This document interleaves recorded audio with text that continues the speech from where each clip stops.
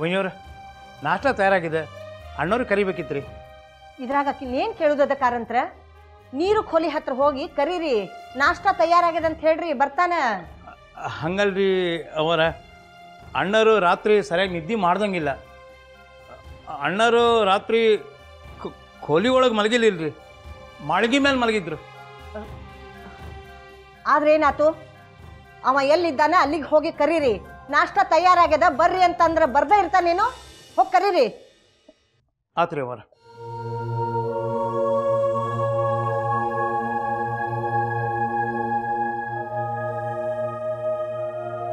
ನೋಡಿದೇನವ ನಂದಿನಿ ಬಾಯಿ, ನಾನು ನಿನಗೆ ರಾತ್ರಿನ ಹೇಳಿದೆ, ಸತಿ ಆದಾಕಿ ಪತಿಗೆ ದೂರ ಹೋಗ್ಲಿಕ್ಕೆ ಅವಕಾಶ ಕೊಟ್ರೆ ಏನಾಗ್ತದ ಅಂತ.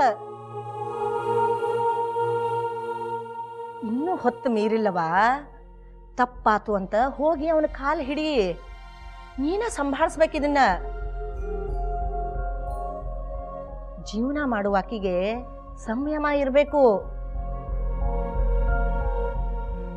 ತಾಳ್ಮೆ ಅನ್ನೋದು ಬಹಳ ದೊಡ್ಡದದ.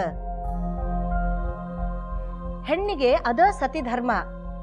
ಹೆಣ್ಣಾದಾಕಿ ತಾಳ್ಮೆ ಇಟ್ಟುಕೊಂಡನ ಜೀವನ ನಡೆಸ್ಬೇಕವ. 2 ಮಕ್ಕಳ ತಾಯಾಗಿದಿ, ಇಷ್ಟು ತಿಳಿಯುವುದಿಲ್ಲ ನಿನಗ?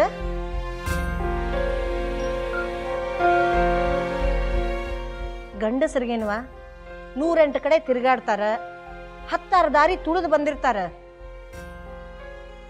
ಮನಿ ಒಳಗ್ ಕೂತಾಕಿ ನೀನ್ ಅದನ್ನೆಲ್ಲ ಕೇಳಲಿಕ್ಕಾಗ್ತದೇನು?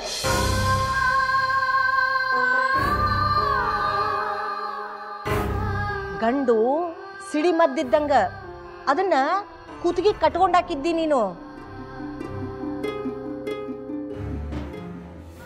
ಎಷ್ಟು ಹುಷಾರಾಗಿರ್ಬೇಕವ ನೀನು.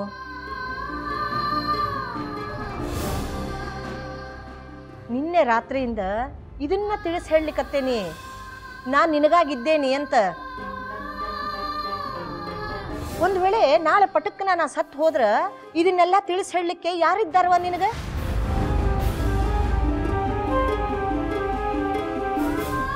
ದಾರಾಗಿನ ಹೂವಾಗಿರ್ತಿ, ಹುಷಾರು. ನೋಡು, ನೀರು ನನ್ನ ಮಗ ಇದ್ದಾನ. ಅವ ದುಃಖದೊಳಗಿದ್ರ ನಾ ನೋಡುವಾಕಿನ ಅಲ್ಲ. ಮತ್ತ ಆಗ ನಿನಗೆ ಏನಾದ್ರೂ ಆದ್ರ ಅದು ನನಗೆ ಬೇಕಾಗಿಲ್ಲ.